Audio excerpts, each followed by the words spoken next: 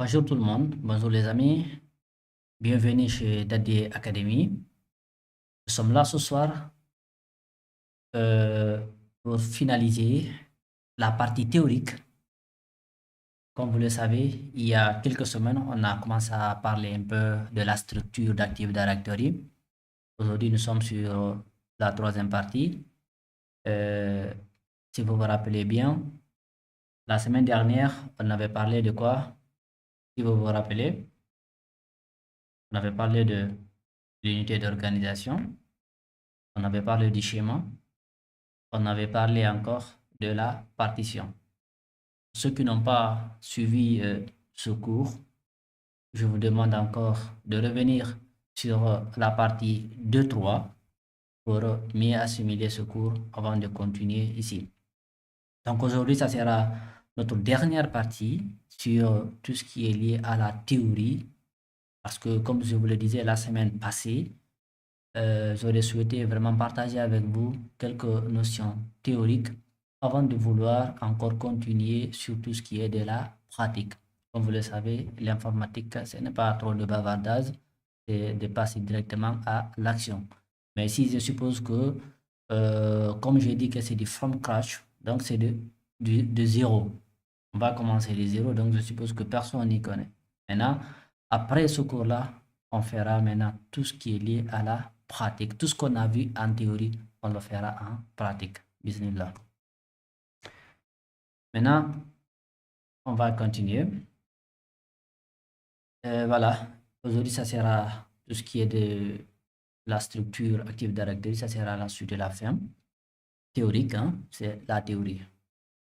La semaine passée, on était sur les parties logiques, hein, la structure logique. On a un peu parlé de la structure logique, je ne vais pas encore revenir sur ça. Regardez, il y a les vidéos là-bas, 1 et 2. Donc aujourd'hui, nous allons passer sur la partie, la structure physique. C'est quoi concrètement une structure physique au niveau d'une entreprise en fait? On va parler de l'identification, on va identifier la structure physique d'Active Directory. Donc, comme la définition ici, dans Active Directory, les structures logiques et physiques travaillent ensemble pour répondre aux besoins de l'organisation. Si vous vous rappelez, on avait parlé de la structure logique, hein. On avait dit que ça nous permettait quoi? Ça nous permettait d'organiser, de gérer, de faciliter, d'administrer tout ce qui est d'objets. Par exemple, les utilisateurs, les imprimantes, tout ce qui est des fichiers de partage. Donc, c'est ça qui était comme la structure logique. Maintenant, la structure physique va venir s'appuyer sur ça pour pouvoir encore mieux administrer. Maintenant, on va voir c'est dans quel cas on va parler encore beaucoup de la structure physique. Ok? Donc, n'oubliez pas, tout ce qui est logique, c'est quelque chose qu'on ne peut pas généralement toucher. Ok? Maintenant, la partie physique, c'est, voilà, donc ça sera des sites distants. Ok? Voilà. La structure physique, comme on le dit ici, vous permet d'optimiser le trafic réseau en divisant le réseau d'entreprise complexe en sous-réseaux basés sur des emplacements géographiques. C'est très important. Et vous savez qu'aujourd'hui, dans le monde du 21e siècle, une entreprise peut être implantée dans plusieurs continents, bien dans plusieurs pays différents. OK? Maintenant, ici, on aura, par exemple, disons, on a notre site principal, par exemple Dakar, et l'autre se trouve, par exemple, au Burkina. Là, c'est des pays à pays. Donc, l'autre se trouve au Burkina. Maintenant, avec ça, on va réduire, par exemple, là-bas, ce sont les structures physiques. Là, physiquement, l'entreprise est représentée au Sénégal, c'est-à-dire à Dakar, et l'autre est représentée, et la même entreprise encore a des unités, a des entités au niveau du Burkina. Ok? Maintenant, c'est de voir comment maintenant pouvoir interconnecter ces deux sites. Ok? Maintenant, la structure physique est représentée par un ensemble de composants physiques qui aident à optimiser les réplications du réseau et l'authentification. Voilà. Ici, lorsqu'on a par exemple deux sites, comme j'ai dit tantôt, Dakar, Burkina. Ici, notre site principal, disons, c'est Dakar et l'autre, c'est au niveau du Burkina. Qu'est-ce que nous voulons faire? Nous voulons implémenter un réseau, c'est-à-dire Active Directory, où il y aura une réplication. Maintenant, dans cette réplication, on peut créer, pour faciliter la transmission des données, on va créer ce qu'on appelle des sous-réseaux, c'est-à-dire des sous-réseaux qui vont nous faciliter très simplement tout ce qui est tout ce qui sera comme l'authentification des utilisateurs qui sont dans l'autre zone.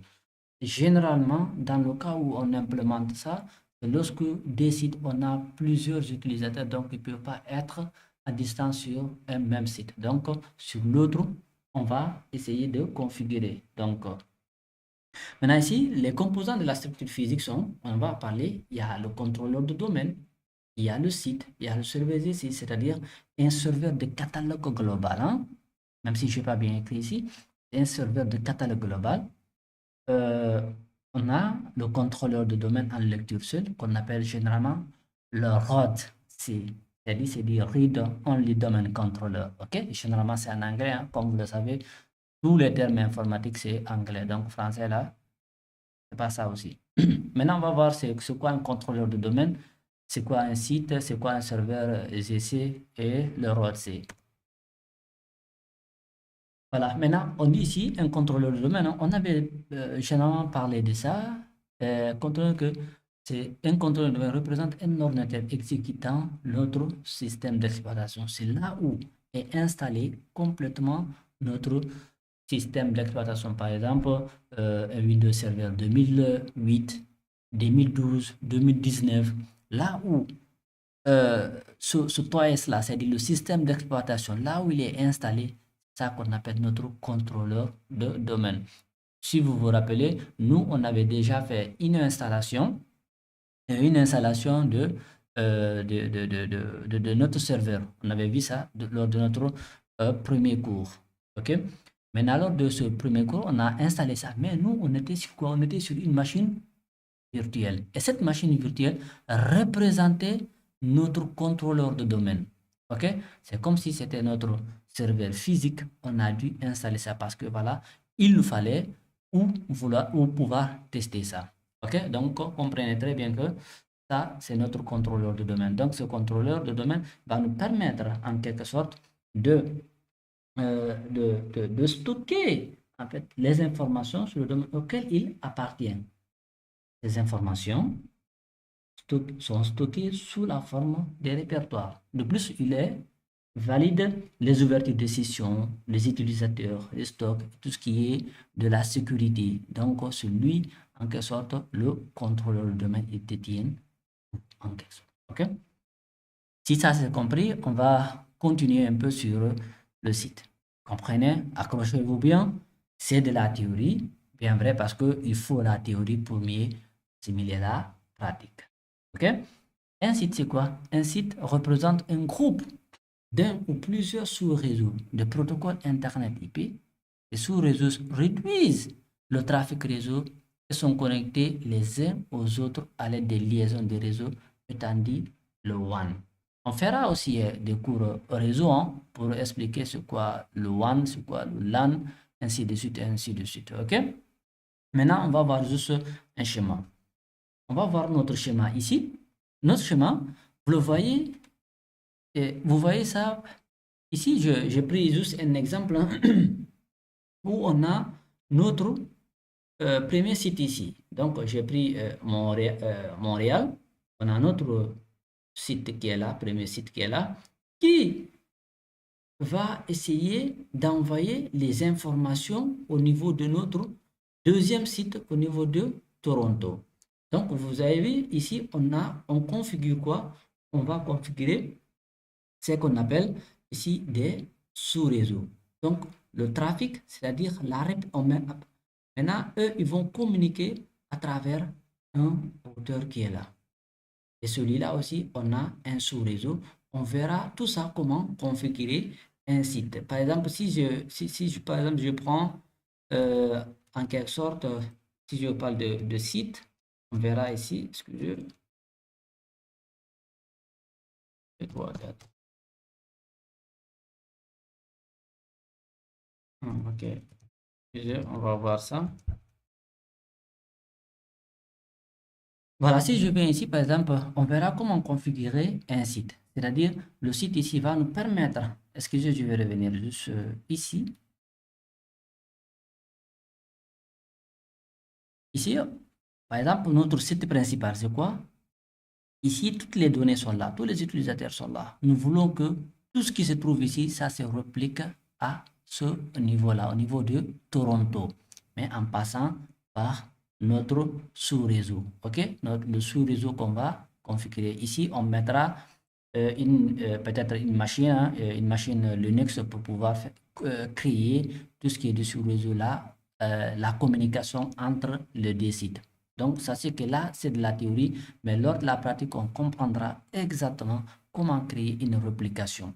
Donc, la réplication, c'est-à-dire, c'est de pouvoir envoyer, transmettre les données qui sont dans un serveur A vers un serveur B.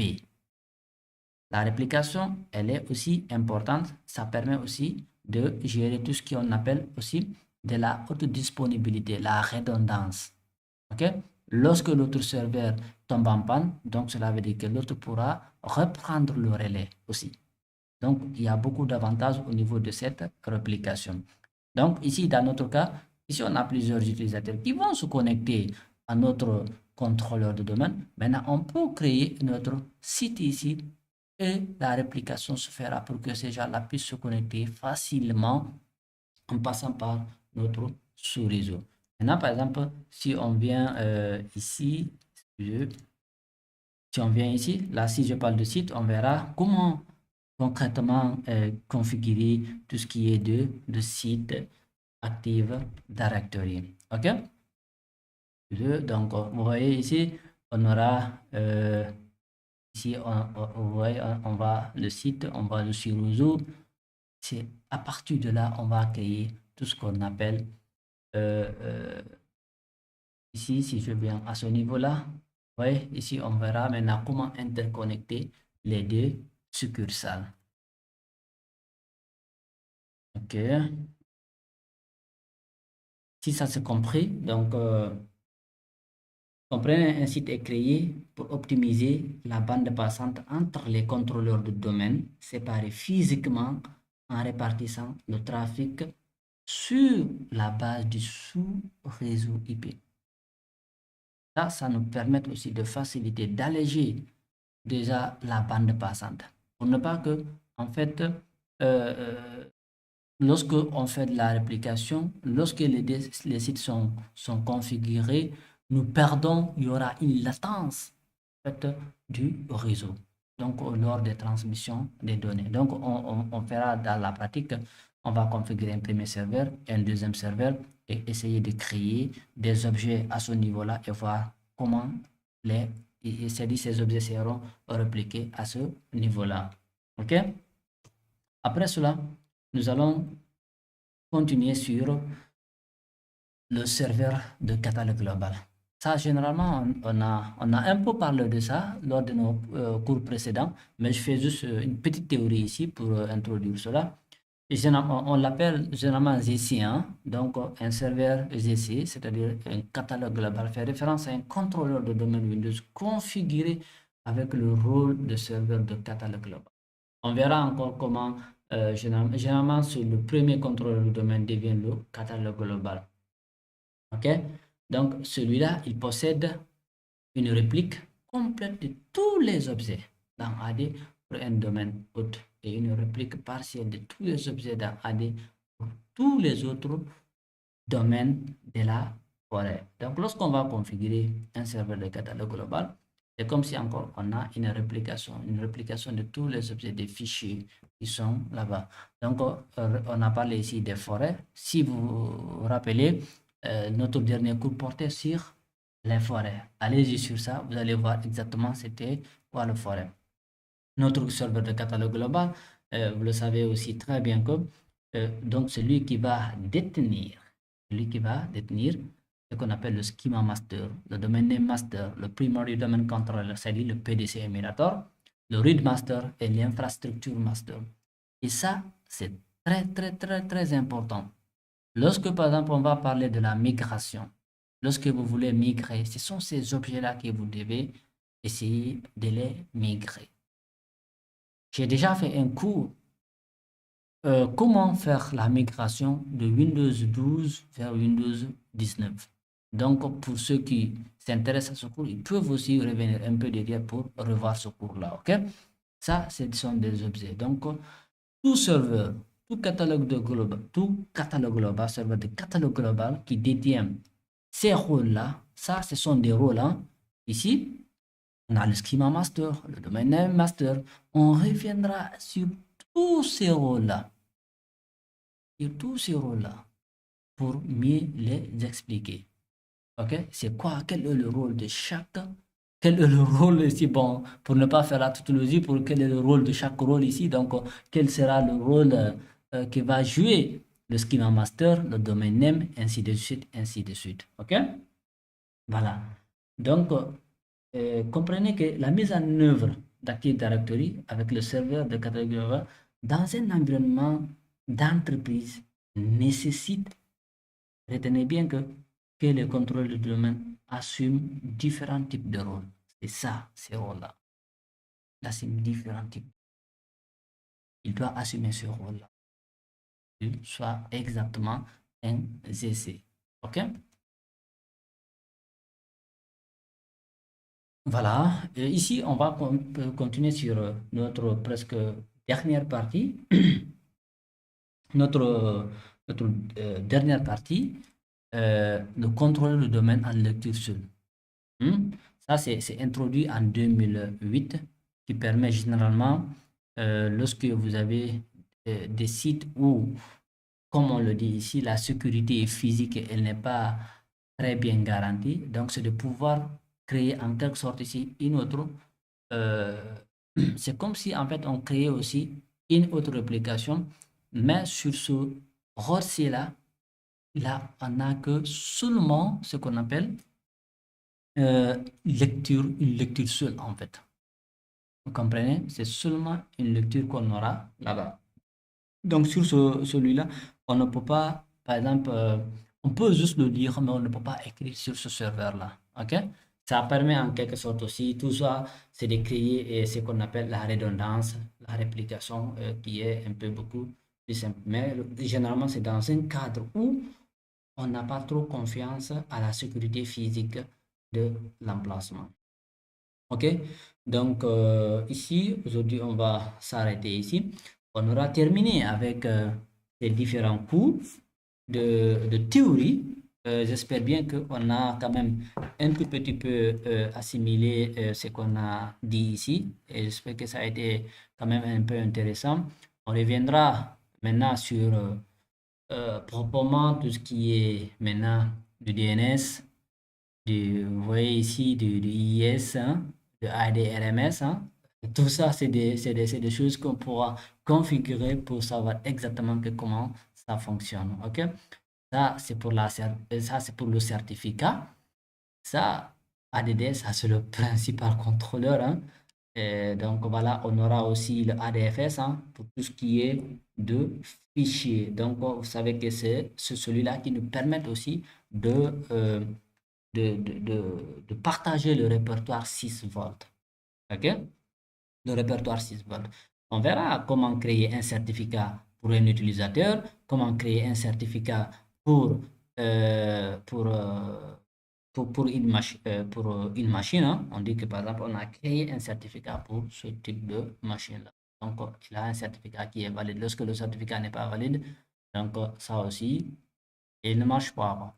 Et là, on va voir aussi comment configurer le RMS, tout ça, Inch'Allah. Donc, à partir de là, ça sera que de la pratique. Inch'Allah, merci. Et je vous dis à la semaine prochaine. D'ici là, rêvez grand. Merci. Bye.